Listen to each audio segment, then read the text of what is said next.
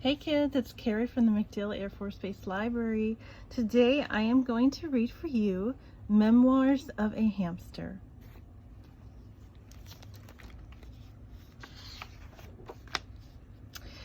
Memoirs of a Hamster by Devin, Scillian, and illustrated by Tim Bowers. This book was published in 2013 by Sleeping Bear Press.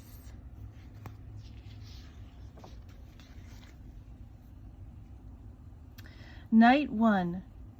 My life is perfect. I have a bowl full of seeds, a cozy pile of wood shavings, and room to run. I'm never leaving here. Question: who's the luckiest hamster in the world? Answer: me, of course.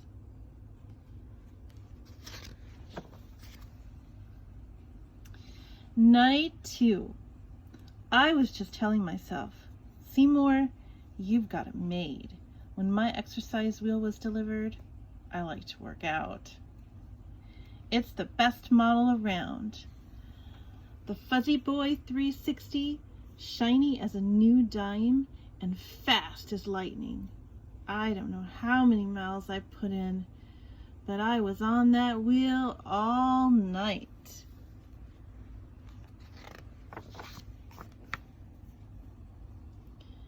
Night 3.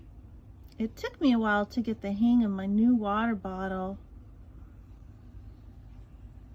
but it's great. It's important too. A hamster has to stay hydrated.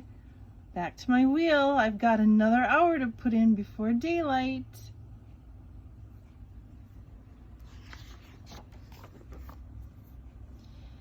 Night 4. Little girl came by and gave me a kiss on the nose. Nasty. Hello? Ever hear of germs? But she also gave me 2 yogurt drops. You see the yogurt drops? Question: what's better than a yogurt drop? Answer: 2 yogurt drops. I ate one and tucked the other in my cheek to save for later. This hamster has it going on.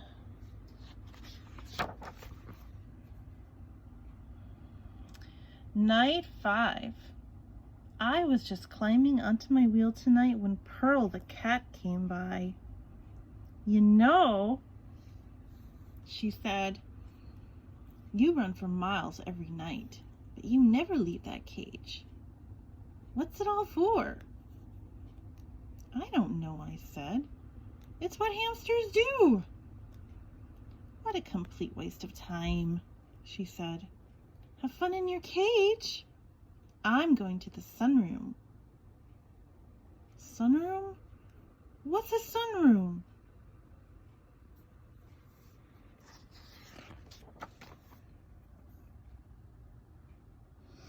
Night 6. Little girl woke me up to clean my cage today. She kissed me on the nose again. Barf! She needs to knock that off. But while she was carrying me around, I realized there's a lot of house around that I haven't seen. It seems to go on forever. I tried as hard as I could, but I couldn't see a sunroom. Little girl gave me a yogurt drop, and I completely forgot about the sunroom. Whatever a sunroom is it better than a yogurt drop? Answer: no.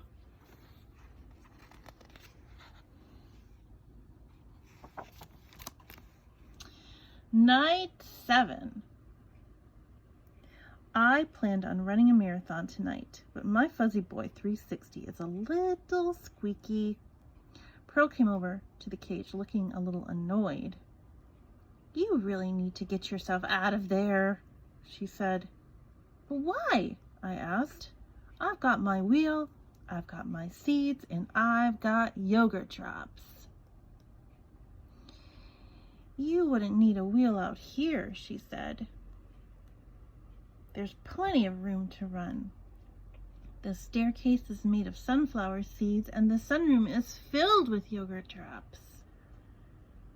As she was walking away, she turned around and said, "Watch out for Hoover." Hoover? Who's Hoover?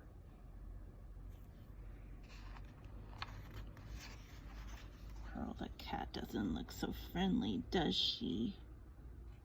What's she up to? Night 8. I didn't sleep a wink all day. Little girl came by and kissed me on the nose. Yuck! And then I had a terrible workout. I just couldn't focus. How could I concentrate knowing what I know? Imagine a whole staircase made of sunflower seeds. And the sunroom? Don't I deserve to be in the sunroom? Buck the dog came by to give my cage a sniff. And I said, "Buck, do you like the sunroom?" Big goofy Buck said, "I love the sunroom. It's so sunny," and he trotted away.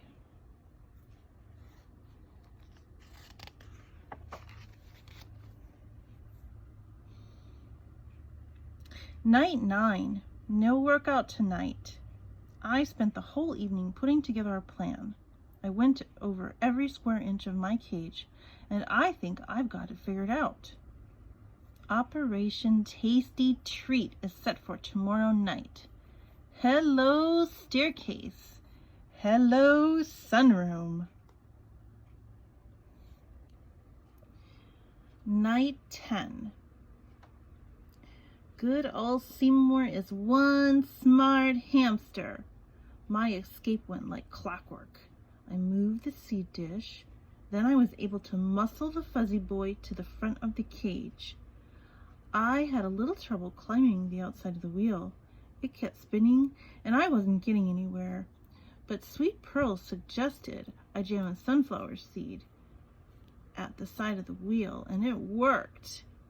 After that, it was easy. I shimmied up the wheel and popped the lid right off. Question: who's going to eat every yogurt drop in the sunroom? Answer: me!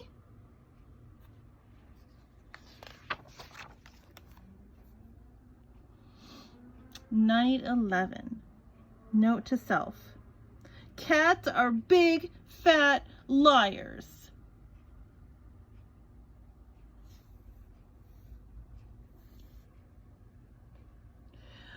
I'm writing this from under the sofa. One wrong move, and Pearl will have me for dinner. For starters, the staircase is not made of sunflower seeds. It's just carpet. It tastes like a sweater. And the sunroom is nice, but there wasn't a yogurt drop in sight. And when I heard Pearl, the big, fat liar, say, "Hello, Seymour," I knew something was wrong.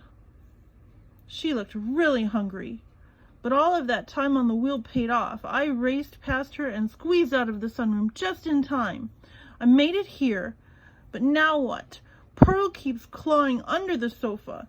That big, fat liar of a cat. I'll probably never see my cage again. Who's in big trouble? Who's in big trouble, kids? The answer? Seymour is in big trouble. See, Pearl's got her big claw right around the edge of the sofa.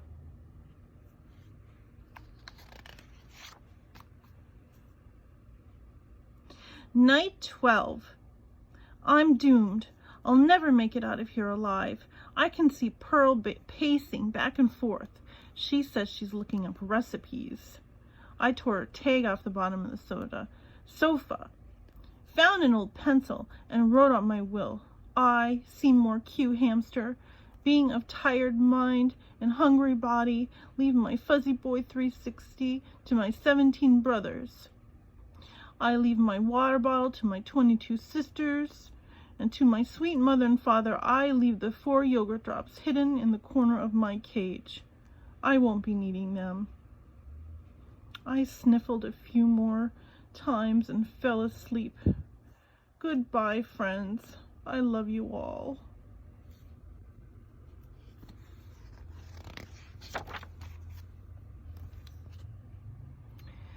Night 13. So hungry and tired I could barely move. I heard Pearl purring the way she does when she sleeps. It was my only chance. I tiptoed out from the back of the sofa and headed straight for my cage. I was going to make it, but suddenly there was a terrible noise. It sounded like a hurricane.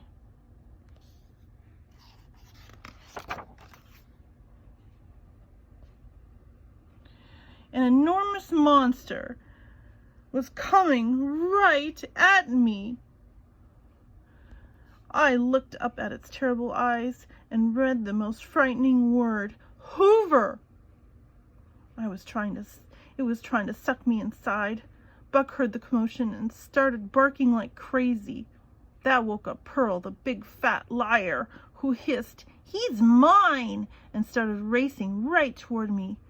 Hoover had me by the tail. Pearl was swiping at me with her big claws, and Buck was howling like mad. I was a goner. I closed my eyes and waited for it to be over.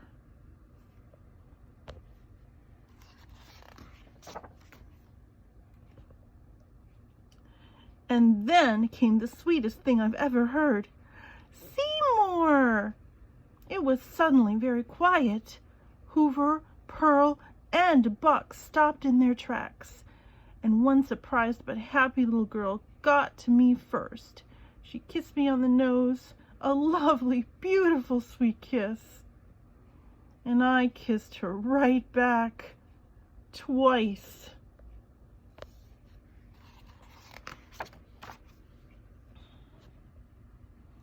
Night 14. My life is perfect. I have a bowl full of seeds, a cozy pile of wood shavings, and room to run. I'm never leaving here. Question: who's got the luckiest hamster in the world? Or who is the luckiest hamster in the world? You know the answers, kids. Me. It's Seymour. The end.